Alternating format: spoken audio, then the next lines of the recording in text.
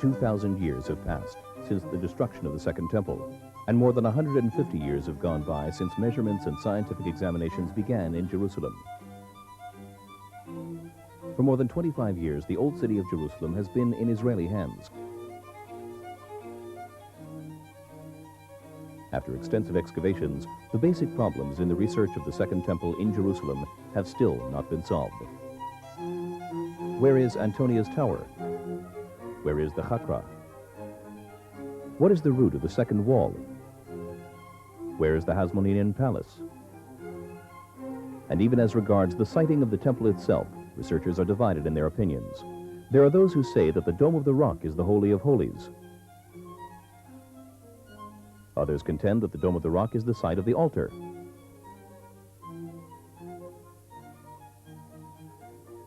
There are those who believe that the temple was sited in the northern part of the enclosure, while others put forward the view that the site of the temple was on the southern side.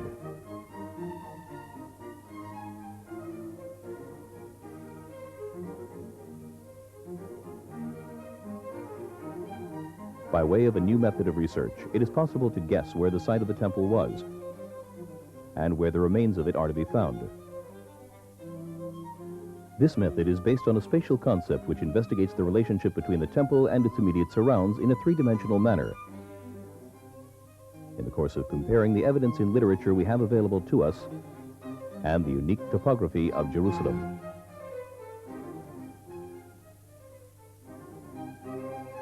The Mount Moriah area in the eastern part of the Old City. In the center of the area, there is the Dome of the Rock. At its southern end, the Al-Aqsa Mosque.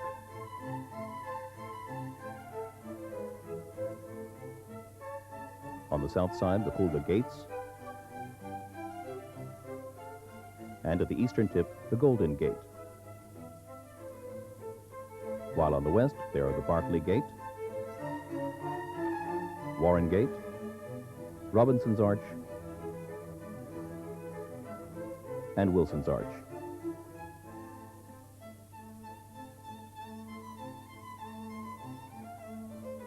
On the basis of the method normally applied by researchers and scientists, the temple was sited on the Upper Plaza, and the site of the Holy of Holies was at the place at which the Dome of the Rock stands.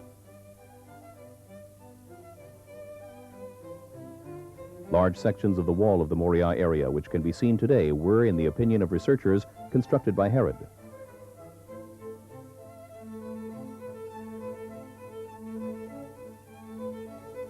The area is in the form of a rectangular trapezoid, the average size of which is 500 by 300 meters, approximately 150 dunams. In contrast to this are two opposing views. According to the original sources which we have available to us, the size of the enclosure was approximately 500 by 500 amma. That is approximately 250 by 250 meters, only 60 dunams. Whereas, according to Josephus Flavius, the size of the area was ris by ris, about 200 by 200 meters, which is approximately 40 dunams. The area today is 3 times greater than the original sources state. And its shape as described above differs from that mentioned by the original sources. Do the sources describe the area known to us today?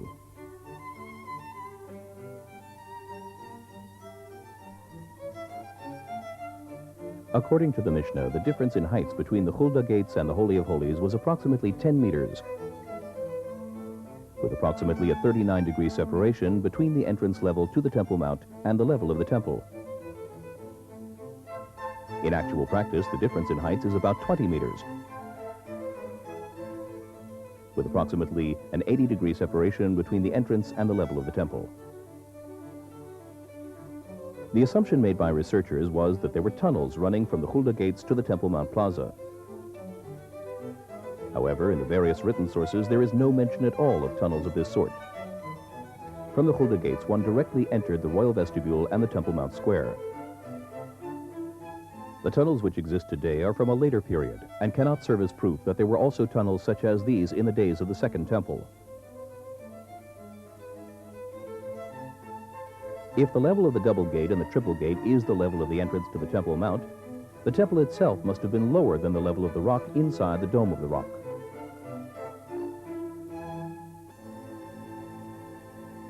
Antonia's tower was located north of the Temple Mount according to the original sources. It was sited on a hill about 25 meters high. Today, on the northern side of the Moria area, there is no hill of a similar height. The Moria school building, which in the opinion of a number of researchers is Antonia's tower, is in fact built on a raised rock, but its height is no more than 5 meters. And a number of researchers have already expressed doubts in relation to this identification based on stratigraphic and other considerations. If that is so, where is the hill on which Antonia's tower stood?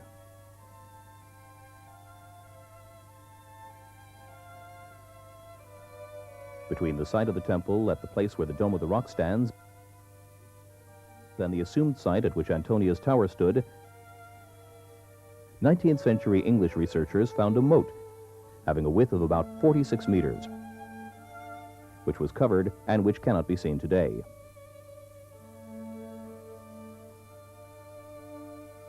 According to the description in the sources, there was no moat or trench between Antonia's tower and the Temple Mount. The two edifices were adjacent to each other, and by descending a series of steps, one gained access from Antonia's tower to the Temple Mount Plaza. As opposed to this, the sources say that there was a moat on the northern side of Antonia's tower, which was intended to protect the fortress from the north.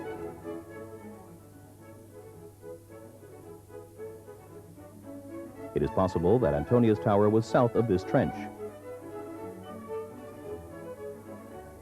This trench is a starting point for understanding the area. Josephus Flavius describes the fact that the Bizita Hill was located north of the Temple Mount and obscured the view of the temple from the north. Also, on the basis of cross-sections made from north to south, as well as according to the model of Jerusalem at the Holy Land Hotel, it's possible to see the temple from the north as far away as Ramallah, if one assumes the temple was indeed at the place where the Dome of the Rock stands. In order to obscure a view from the north, it's necessary to lower the level of the temple. In the Book of the Jewish Wars, it's described that from the Hasmonean Palace, which was close to the bridge which leads to the temple, in the region of today's Jewish Quarter, Agrippus looked out over the place at which offerings were sacrificed on the Azarah. This fact incensed the Jews, who built a wall in order to block out the view of the Azarah. The Roman soldiers who patrolled along the western threshold of the Temple Mount wall were unable to look onto the Azarah and demanded that the Jews demolish the wall. The Jews objected to this and eventually even obtained the consent of the Emperor Nero,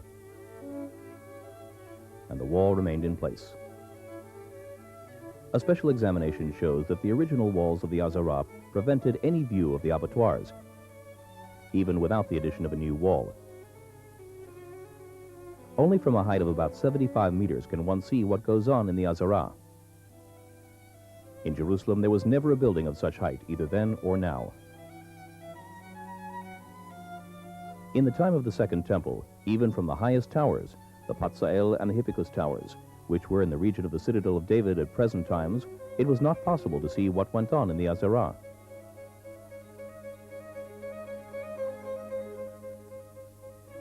The only way of seeing the sacrifice of offerings would have been to lower the level of the temple. The water canals supplied the needs of Jerusalem. They start off in the area of the Hebron Mountains, from where they passed through Solomon's pools and flowed to Jerusalem. The lowest ancient canal reached the Temple Mount through the Jewish Quarter and the Wilson Bridge. According to the ancient authorities, the water conduit supplied water to the high priest's mikveh, which is a ritual bath, located above the water gate. and also supplied water for rinsing the azara of the blood of the sacrificial offerings. An examination of the level shows that if we assume the temple was at the site of the Dome of the Rock, then the water canal was lower than the level of the azara and the level of the water gate. The high priest would have been unable to immerse himself in the spring waters, and the azara would not have been capable of being washed. In order for the water canal to fulfill its function, it is necessary to lower the level of the temple. Furthermore, on the basis of the level of the water conduit, it's possible to assess the exact level of the temple mount.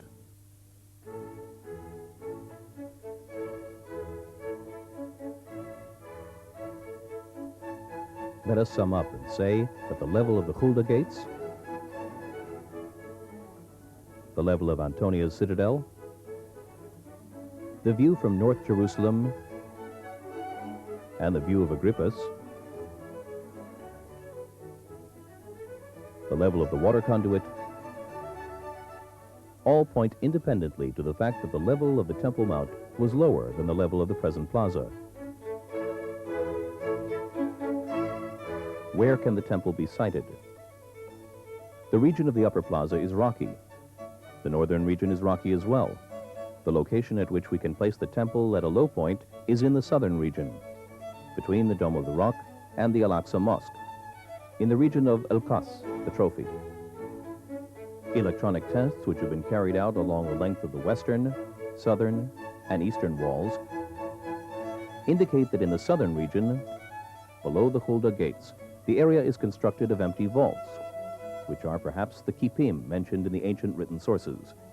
And maybe, above the level of the Hulda gates, the area is full of ruined antiquities, which are perhaps the remains of the temple. Moreover, it's possible that the large amorphous water holes, which are found in the southern region of the area, are in fact the remains of the Jewish temple. According to our estimate, the level of the Temple Mount is the level of the Hulda gates, because the moat mentioned in the authorities was north of Antonia's citadel. After all, Antonia's tower was located at the place at which the Dome of the Rock stands today. And indeed, the difference of levels, as between the Dome of the Rock, on which Antonia's tower stood, and the level of the Hulda gates, the level of the Temple Mount, is about 50 amas, as described in the words of Josephus Flavius. Lowering the level of the Temple Mount Plaza indeed does not allow a view from the north, in the direction of the Temple Mount. Agrippus was able to look out over the Azara from his palace in a building the height of which did not exceed 25 meters. And the water conduit did allow the supply of water for washing and rinsing the Azara, as well as a supply of water to the mikveh, which was above the water gate at which the high priest immersed himself on Yom Kippur.